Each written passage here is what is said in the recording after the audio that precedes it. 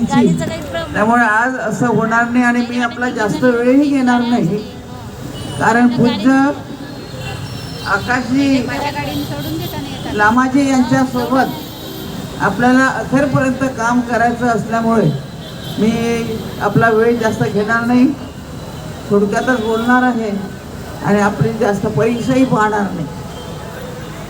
आज अनागरिक धम्मपाल यांना सर्वप्रथम अभिवादन करते आणि त्यांनी केलेल्या कामाचं म्हटलेलं आहे, बहुभासती धम्म कायेन पसती. त्यांच्या बाबतीमध्ये बऱ्याचशा नोट्स आणल्या होत्या, वेळ भरात झालेला आहे.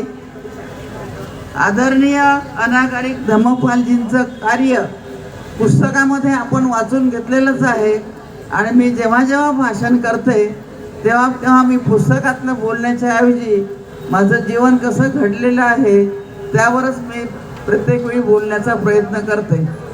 कारण आज ह्या वयामध्ये मी साहेबांना सांगायची वय वय करू नका, वय म्हणजे एज, आणि ते सांगायचे की ठीक आहे म्हणजे मिसेस गवईंनी सांगितलं की वय मोजायचं नाही, आणि मी सुद्धा ह्या वयामध्ये सगळ्यांना सांगते की मी काय खाते, कशी राहते, किती वेळ काम करते हे पाहायचं नाही.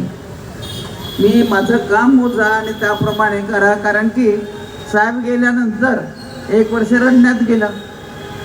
दोन्ही डोळ्यामध्ये अश्रू इतक्या कुठे आहेत ते अजूनही मला तपास नाही लागला की 1 वर्षभर एवढं डोळ्यातून पाणी पडत होतं. परंतु बुद्ध धर्माच्या कर्मसिद्धांताप्रमाणे हा मानव जन्म हा अतिशय दुर्मिळ आहे आणि या मानव जन्मामध्ये जो भगवान बुद्धांचा कर्मसिद्धांत आहे तो आपल्याला करायचा असल्यामुळे हे पुस्तकात एकदा मला वाचायला मिळालं, एकदा बाहेर पडली